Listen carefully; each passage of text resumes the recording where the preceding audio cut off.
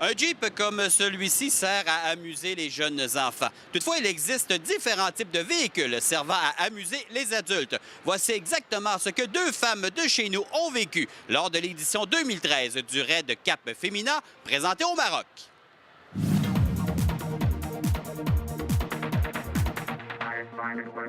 Vivre intensément pendant plusieurs jours et accompagner les mêmes personnes. Juste y penser, ceci relève d'un défi. Mais avant, prenons le soin de connaître le Raid Cap Fémina. L'objectif de ce rallye-là, c'est de parcourir une certaine distance en s'orientant le mieux possible dans le désert, dans les dunes, etc. Puis parallèlement à ça, il y a une action humanitaire qui est portée par le groupe Cap Fémina. C'est-à-dire que dans notre cas, on a repeint une école dans le désert du Maroc. On a amené des dons pour les enfants du Maroc. Au mois d'avril le dernier, à la baie de Beauport, une activité bénéfice, dont une conférence offerte par Pierre Lavoie, aura grandement contribué à la préparation pour le raid. Beaucoup de travail s'est effectué d'ici au départ, dont 2 jours de formation. Cette journée-là, on a appris comment conduire un véhicule 4x4, les techniques. C'était, pour nous autres, on a retrouvé un bénéfice. Là. On a constaté qu'au Maroc, on a retrouvé un bénéfice d'avoir suivi cette journée-là. Puis il y a une journée qui a été offerte aussi par Cap Fémina, qui est Mode 4x4 qui nous a offert cette journée-là. Puis là aussi, là, on a pratiqué le roadbook, on a pratiqué la boussole, on a pratiqué aussi à conduire un 4x4. Fait que ça a été notre préparation, je dirais, en termes techniques.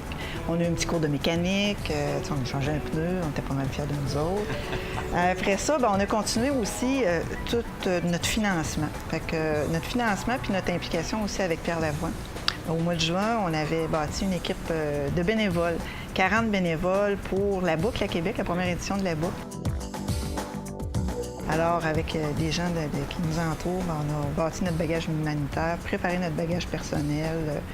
Fait que ça a été d'avril à aller jusqu'en octobre, là, assez intense. Notre matériel aussi, l'équipement, le matériel pour le véhicule aussi, il a fallu préparer ça. Il y avait quand même beaucoup d'items sur la liste là, à apporter. En cas de bris, en cas de pépin, il y avait quand même beaucoup des outils qu'il fallait qu'on apporte.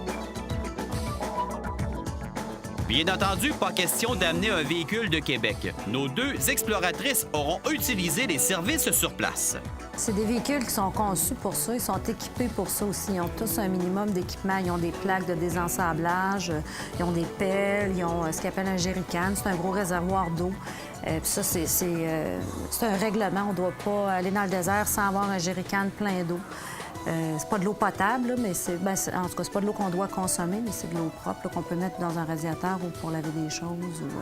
Fait qu'il y a quand même un petit coffre à outils. T'sais, nous, le matériel qu'on amène, c'est au-delà de ça. C'est des fils de fer, des tie wraps, des pinces en cas où on a besoin de faire une petite réparation. Mais les véhicules, eux, sont conçus pour ça. C'est des entreprises qui ne font que ça, louer ce genre de véhicules-là pour des expéditions dans le désert.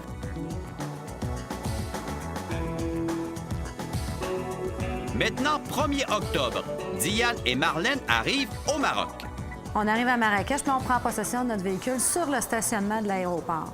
On est à peu près 3 équipes, puis là, le gars arrive, puis là, il nous explique comment ça marche. Puis on fait le tour du véhicule pour voir dans quel état il est, s'il est abîmé ou s'il ne l'est pas. Mais là, il fait 1000 degrés. Là. Pour nous autres, là, il fait 1000 degrés. On est sur le bord de s'évanouir, puis on l'écoute, puis là, il nous explique comment nettoyer un filtre à air. Puis là, il veut qu'on essaye de dévisser les boulons des roues pour voir s'ils sont bien vissés. Puis on dit non, il ne fera pas faire ça là. Oh non, c'est pas vrai. Fait que ça dure presque 1 heure, ce stationnement. Bon, on a juste le goût de s'en aller. Mais là, on part de là, puis il faut se rendre dans la Médina, qui est la vieille ville de Marrakech, là, à l'endroit où on a loué une auberge qu'on appelle un riad, là, pour aller... On a un rendez-vous là, puis on part là avec notre fameux 4x4, puis on se lance. Puis Marlène est au volant, puis là, on réalise que c'est fou, là.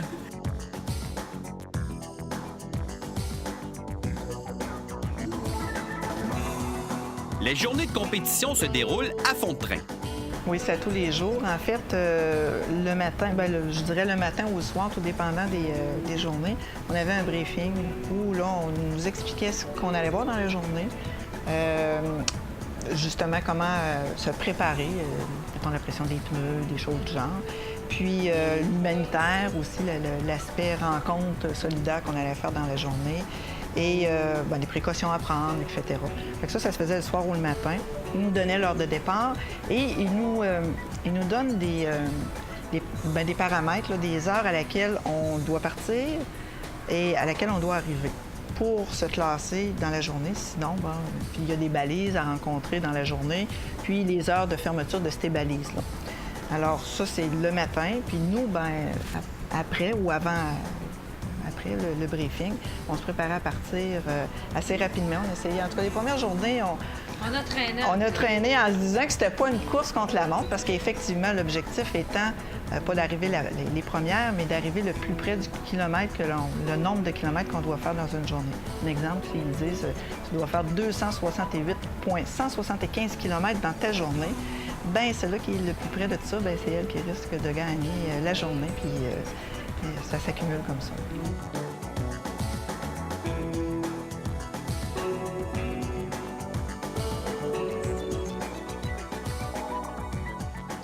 Partir dans le désert implique sûrement plusieurs impondérables qui doivent être bien gérés.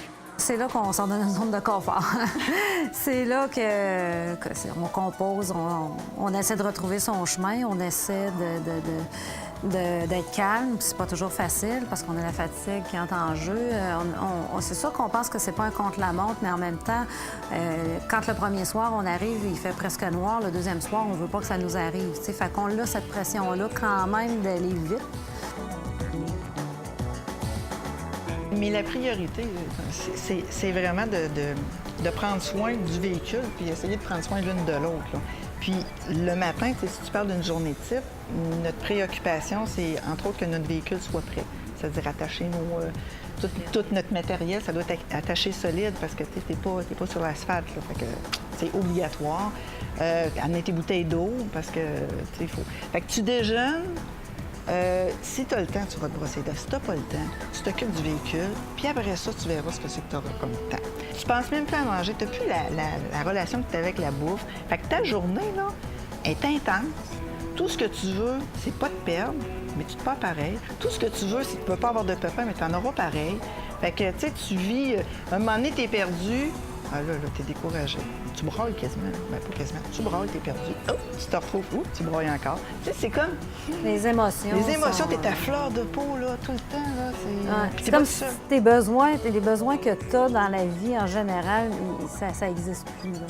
C'est moi, on regardait notre camion, on se disait, c'est le bordel dans le camion, là, tout le stock, tu sais. Puis on est quand même des filles assez à l'ordre, mais ça a plus d'importance.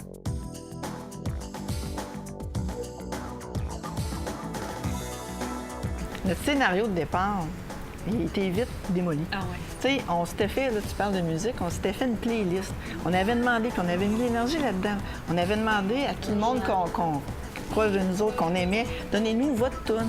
Parce que quand la toune va jouer dans le désert, on va penser à vous autres. Oui, on en a fait jouer. Oui, le monde, on en a fait jouer.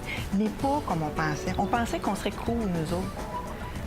Mais on lâche prise, là, quand Diane parle là, de lâcher prise, c'est GoPro, c'est sûr.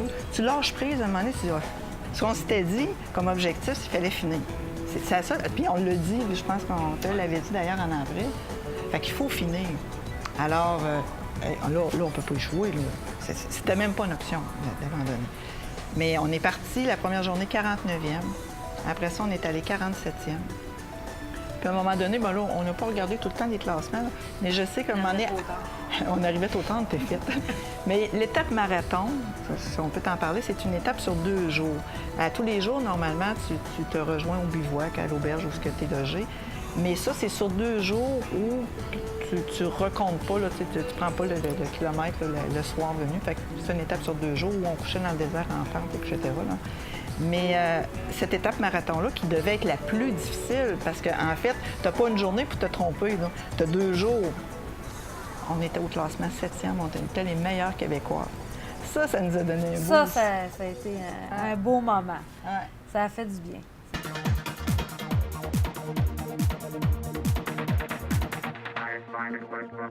La suite au retour de la pause.